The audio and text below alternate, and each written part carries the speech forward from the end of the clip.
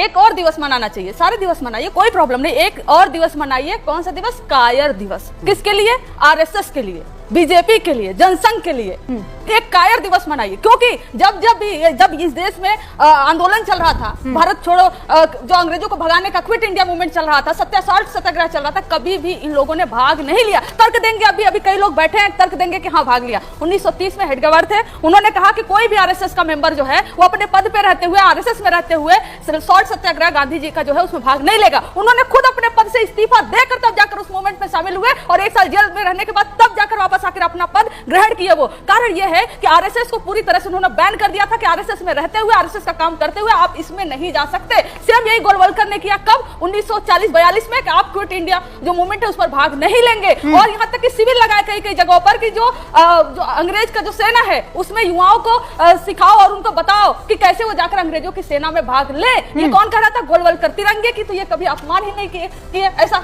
इन्होंने तो कभी जो है अपने हेड ऑफिस पे तो लगाया ही नहीं, उसका कभी उसका सम्मान नहीं किया। कहते थे 3 कलर जो है तिरंगा का ये अपशगुन है, इसमें हरा रंग क्यों है? वो संगीत रागी जी बैठे हुए ना, कभी सम्मान नहीं किया इन्होंने। ओके, त्रिपाठी जी भी बात करना चाहते हैं, लेकिन रागी साहब, प्रसाद मुखर्जी और सावरकर के पे भी बात रागी साहब सुनिए, दिवस मनाना बहुत आपने सुन ही लिया होगा, कह रही हैं कि संघ और ये तमाम जितने भी हिंदूवादी संगठन और बीजेपी, इन सबको भी एक दिवस मनाना चाहिए और उसका नाम उन्होंने दिया कायर दिवस, और फिर इतिहास याद करवाया। जवाब दीजिए सर।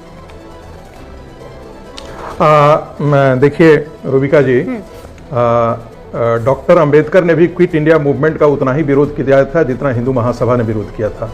डॉक्टर अंबेडकर ने भी लिखा था कि 1939 के बाद जो है वो हिंदुओं को ब्रिटिश आर्मी में भर्ती होनी चाहिए, कि मुसलमानों का रिप्रेजेंटेशन बहुत ज़्यादा है और आने वाले दिनों में हिंदुओं के लिए खतरा साबित हो सकते हैं। लेकिन किसी भी राजनीतिक प्राणी की ये हैसियत और हिम्मत नहीं है कि अंबेडकर को इस पर कह दें। 1 मई 1940 को गांधी जी ने हरिजन में लिखा कि भारत के अंदर यदि मुस्लिम रूल होता है तो वो मुझे प्रेफरेबल है एक ब्रिटिश रूल से। ये 1 मई 1940 गांधी जी हरिजन में लिखते हैं। उसके बावजूद यदि हिंदू महासभा उनके साथ खड़ा होता तो हिंदू महासभा को लोग धिक्कारित करते। और क्विट इंडिया मूवमेंट किस समय गांधी जी को पढ़ना चाहिए, इंडिया विंस फ्रीडम भी पढ़ना चाहिए। मैं इतिहास को उन पन्ने को कुरेदता नहीं हूं जिसमें उन्होंने लिखा था कि गांधी जी ने बिना कांग्रेस के किसी भी सहमति को एकाएक ड्रॉप कर दिया मामला। एनीवे, दूसरी बात, मैं जरा हर्षवर्धन त्रिपाठी को करेक्ट करना चाहता हूं। हर्षवर्धन जी ने जो कहा वो मुझसे उससे थोड़ा सा अलग में हट करके जाना। पाकिस्तान पॉलिटिकल इस्लाम की नाजायज औलाद है।